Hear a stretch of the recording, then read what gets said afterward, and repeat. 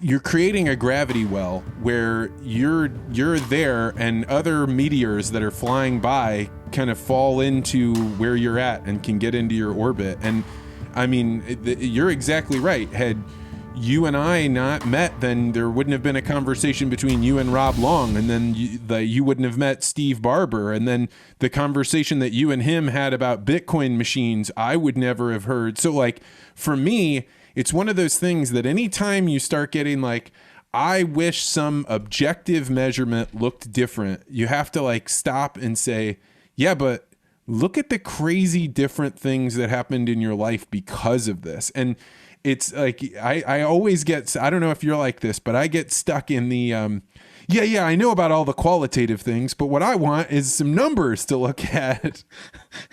Well, I was going to say, the one you forget in that line of Rob, or you to Rob to Steve, is Quick Dick. Oh, absolutely. So, yeah. Have I ever, maybe I told it when we first did, when I interviewed you, but when I first thought of you interviewing Quick Dick, I had doubts about that. And it's one of the reasons why Quick Dick, I have no idea. But by doing that interview, specifically the first one, and meeting somebody like Quick, who me and him have this weird relationship where we've never met in person, but at the same time, now I'm going to bike to him and do a fundraiser. Like, it's almost absurd to think about. But by me trusting my gut and going, no, I really want to do this. And if it sucks, it sucks. So be it. That's fine. Has led me down this path of, I'm going to do Vance Crowe. And if it sucks, and that's okay. And look at where that's gone, right? And I have done interviews, Vance, where, not that I'm not proud of them at the end, but weren't what I thought they were going to be. And that's okay. They're just one in a long line, right? And then I've done lots like you or Rob that all of a sudden you're like, wow, that was good. And then it spawns into something else that there's no way I could have ever predicted what's going on. And it brings me, I got to give you the quote from Jurassic Park that when I read it, I was like, oh man, that's good. It's straight linearity. Wow, I'll read it and you can comment, all right? So straight linearity is an artificial way of viewing the world. Real life isn't a series of interconnected events happening one after another like beads strung on a necklace. Life is a series of encounters where one event can change all the events that follow in an unpredictable way. And I read that and I wrote it down and I went, yeah, that right there is exactly how I live life. So when you say jump in full on, it's like, I have no idea what this conversation is going to bring. Maybe it brings nothing. Maybe somebody hears it and hears me talking, hears you talking, and then reaches out just like I did to you. And there's no way to control that. And there's no reason to even think about that. But I know that every day is going to present opportunities like that can take us anywhere we want to go. And that is a fun way to live life. You are describing like, like every once in a while I have a podcast where I just like well up with excitement. And I mean, I'm so glad you brought up Quick Dick McDick, because he's one of those guys that it was just like, I think I'm just going to interview him. And then boom, a whole bunch of other things exploded from that. But like, so in the network, one of the things we're doing this month is we're focused on what I call network theory, which is like how to connect your nodes to other nodes. And I think a lot of times networking gets put off in this idea of, well, I got to make business connections because somebody might want to buy my product or hire me. But I think of it in this totally different way. And having watched Pete live this life where he's impacted so many people, your quote there really strikes it to me. So what we've been doing is every day I put a new prompt up. Write a teacher that had a big impact on you, and just tell them what they did. Write a boss that, at one point taught you something that you didn't know.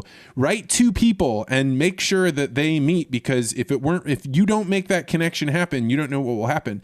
And in all the way down deep in my soul, I know that if you or Miriam or Christina or Mike or any of the people in the network just go and connect 2 people that were not connected, you may radically change the future.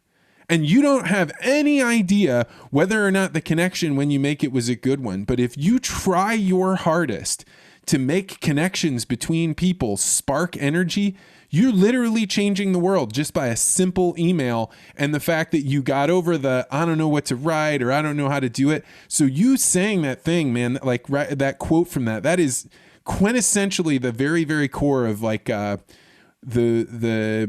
I don't know, my inner Damon, my voice that says, go do this. So this is like profound to me.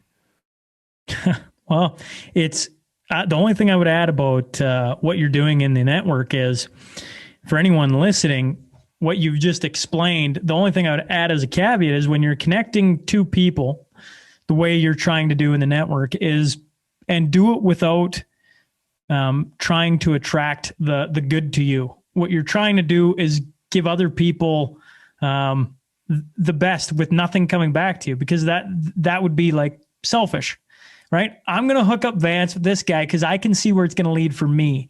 No, don't look at where it's going to lead for you. Look at where it's going to lead for these two people if you hook them together, and see where it goes. Because that in itself may pay dividends, may not down the road, but you're trying to do good for somebody else.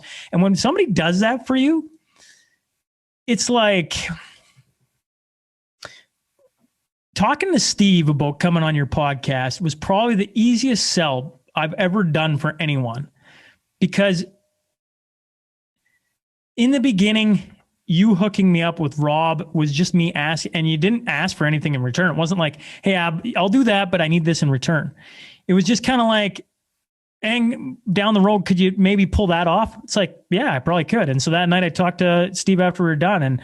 And when you get people to sell you that way, other people pick up on that, and they're like, Steve had he had no hope in hell, right? He was like, oh yeah, no, I'll gladly do that. Cause that's just like the genuine feel of it, instead of it feeling like a cheap sales call. Like, oh, and by the way, I need to introduce you to this guy. Well, why?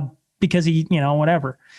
That Kim McConnell you introduced me to, I listened to his interview he did. He's been on one podcast, and I listened to him, and it's funny. He thinks he has nothing to offer. He was talking to me. He's like, I don't know. I don't have much. I listened to the interview, and I was like, in probably 20 minutes, Vance, he had more profound things about sales and how to network and market that I've ever heard anyone say. And one of them was networking and just creating relationships, but not just relationships, like good relationships where you want the best for each other. And those are powerful relationships, and you'll never know where they end. I think I have really been focused on trying to put myself in a position to have the best dreams that I can at night. And so this has actually been the first time in my life where I've had a carrot instead of a stick to not have a beer, right? Like I'll be like, the reason I don't want to have a beer is because I might have a hangover tomorrow, or, like, oh, I might, don't stay up too late because I don't want to be tired tomorrow. But now I know, like, if I really focus on getting good sleep, I have these dreams where when I wake up in the morning, the dreams themselves don't necessarily tell me what I should do, but I have these ideas where I'm like, oh, I should make sure that Kim and Shaun know each other. I should just do that. And I do it in the morning when there's like no resistance, there's nothing stopping me, and I just tap these things out. And I have found that listening to that little voice that says, oh, you ought to introduce this person to that person, I stop whatever I'm doing right then. And if I can't do it right then, I write it down. But almost always I do this. And to me, it's like the people that do it will see their lives change in ways that they can't predict and they didn't know they would want. But it's like so deeply important. It may be the one thing I can add into the world is to teach people how to do this in a way that, like you're describing, where you're not doing it so that way they then, sell you something or give you something back. It's just, that's the thing that you were able to stitch together in the universe that will make the biggest difference. Thanks for checking out this podcast short. If you like this interview, make sure you hit the like and subscribe button and hit that bell so you always get notified about this podcast. And if you're really interested in conversations like this, you may want to consider joining the Articulate Ventures Network. To find out more, go to network.articulate.ventures.